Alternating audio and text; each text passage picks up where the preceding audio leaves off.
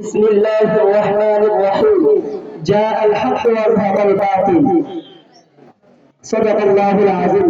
قال النبي صلى الله عليه وسلم: من رأى منكم منكرا فليغير بيده فإن لم يستطع فبلسانه وإن لم يستطع فبقلبه وذلك أضعف الإيمان أو كما قال عليه الصلاة والسلام. ঐতিহ্যবাহী বিদ্যাপীঠ জামিয়া ইসলাম ঐতিহ্যবাহী বিদ্যাপীঠ মদিনাতুল উলুম ইসলামিয়া হাফিজা মাদ্রাসা কর্তৃক আয়োজিত আজকের এই সাপ্তাহিক সেমিনারের সম্মানিত সভাপতি, সুদক্ষ পরিচালকবৃন্দ, সামনে ভবিষ্য আগামী প্রজন্মের জাতির রাহবার দিনে আলেম তলবকারী ছাত্র ভাইরা সকলের প্রতি প্রাণ দ্বারা শুভেচ্ছা ও অভিনন্দন। প্রিয় উপস্থিতি,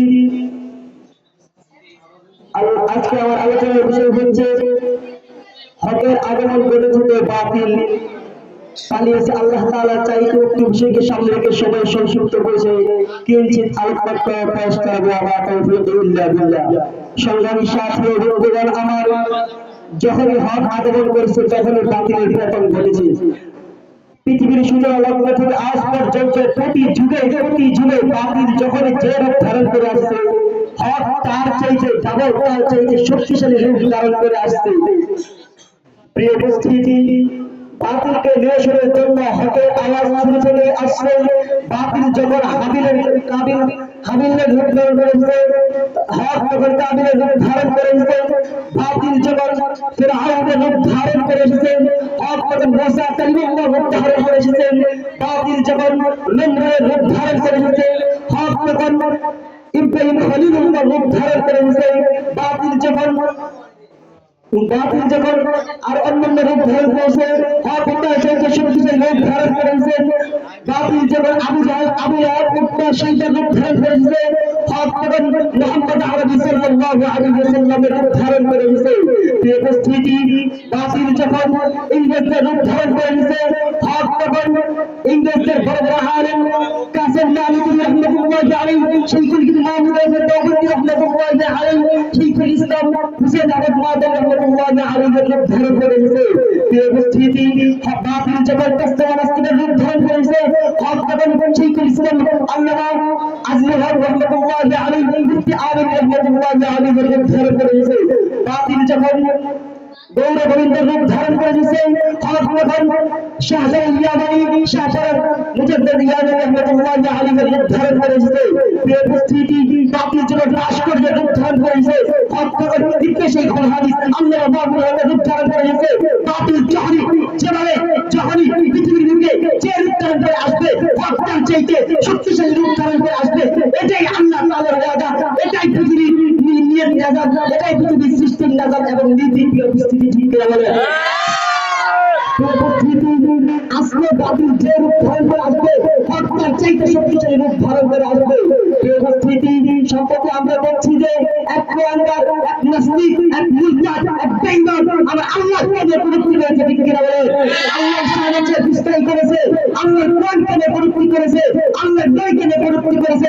আর যে ব্যক্তি আল্লাহকে নিয়ে কটূক্তি করে, আল্লাহর শানে দুষ্টাই করে, আল্লাহর জালালিয়াতকে নিয়ে যে কটাক্ষ করে, কোরআনকে যে অবমাননা করে, আল্লাহর রাসূলকে যে অবমাননা করে, রাসূলকে নিয়ে যে কটূক্তি করে, সে মুসলমানের দুশমন, সে আল্লাহর দুশমন, সে ইসলামের দুশমন, সে কোরআনের দুশমন। আর আল্লাহর দুশমনের, কোরআনের দুশমনের আল্লাহর পৃথিবীতে থাকার কোনো অধিকার নাই, কোনো অধিকার নাই, ঠিক কিনা বলে।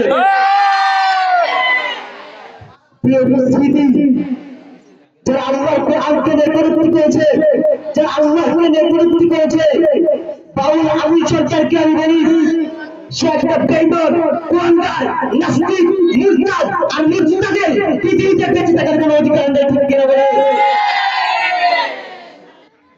আমরা দেশের আইনের যারা উপরে আছেন, প্রধান উপদেষ্টা বরাবর আমরা তাদের কাছে শুধু আবেদন করবো, আমরা তাদের কাছে জোরাজুরি করবো, তাদেরকে শাস্তির আওতায় আনেন।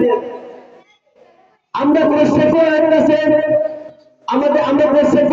আমরা ইসলামী আইন চাবো না।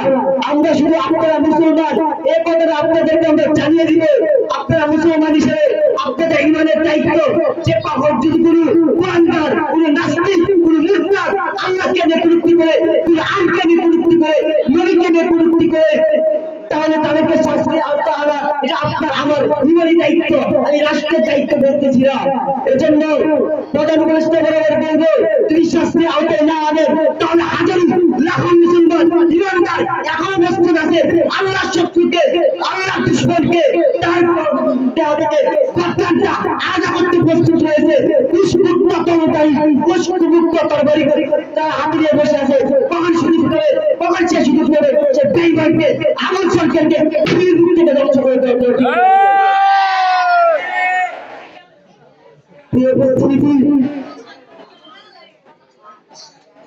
আমল সরকার শুধু আল্লাহকে নেতৃত্ব করেছে, আমল সরকার একা নয়, আমল সরকার গুরুত্ব করেছে আর তার পক্ষে রায় দিয়েছে, তাকে সঙ্গ দিয়েছে আমাদের বাংলাদেশের সবচাইতে বড় রাজনৈতিক দলের একজন মহাসচিব ফখরুল মির্জা ফখরুল তাকে সমর্থন করেছে, তাকে তার সমর্থন করেছে, তাকে সঙ্গ দিয়েছে। আমি বলি ঘোরা করলে যে ঘোরা, ঘোরাকে সঙ্গ দেওয়া, তার পাশে রাখা, চুরি করলে যে ঘোরা, চোরের পাশে রাখা সেরকম ঘোরা। তাই আমল সরকার আল্লাহকে নেতৃত্ব করে যে অপরাধ করেছে মির্জা ফখরুল, ওই মির্জা ফখরুল তুই রাষ্ট্রে অপরাধ করেছ, চুরি তুই তওবা না কর, চুরি আমল সরকারের পাশে পরবাসী হয়ে বলেন ক্ষমতা আসার স্বপ্ন দেখো, আল্লাহর কোরআনকে অবমাননা করে ক্ষমতার স্বপ্ন দেখো, কখনোই সম্ভব না। আল্লাহকে নেতৃত্ব করে, কোরআনকে নেতৃত্ব করে কখনোই বাংলাদেশে এই রাজনীতিতে ক্ষমতা আসতে পারবে না। কারণ ইসলাম পন্থীরা ঠিক গেছে, ঠিক কিনা বলেন? ইসলাম পন্থী ঐক্যবদ্ধ হয়ে গেছে, ঠিক কিনা বলেন?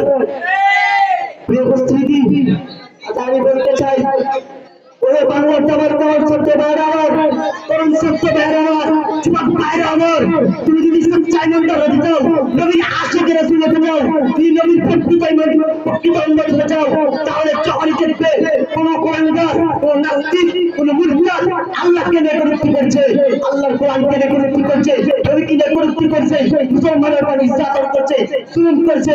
তুমি যদি প্রকৃত ঈমানদার হতে চাও, সচ্চা উম্মত হতে চাও, তাহলে তোমার তুমি কখনোই ধরে থাকতে পারবে না, বরদাস্ত করতে পারবে না। তোমার চিন্তাই থাকবে ওই কোরআনকে শাস্তি দেওয়া, চিন্তাই থাকবে কোরআনকে শাস্তি দেওয়া, ঠিক কি না? প্রিয় উপস্থিতি,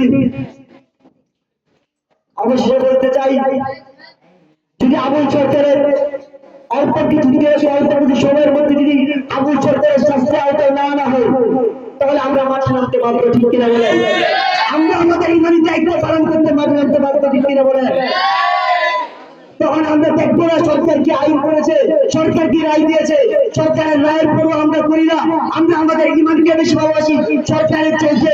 এজন্য আমরা বলি, এখনো বলতেছি, প্রধান উপদেষ্টা যদি ক্ষমতায় থাকতে চাও, তুমি যদি ক্ষমতায় থাকতে চাও, তাহলে অতি শীঘ্রই ইমানি দায়িত্ব পালন করো, মুসলমানদের ইমানি দায়িত্ব পালন করো, তোমার ইমানি দায়িত্ব পালন করো, ইমানদারদের দাবি পালন করো। এই উপস্থিতি, আল্লাহ আমাদেরকে সকলকে এই কথা আমল করতে তৌফিক দান করুন।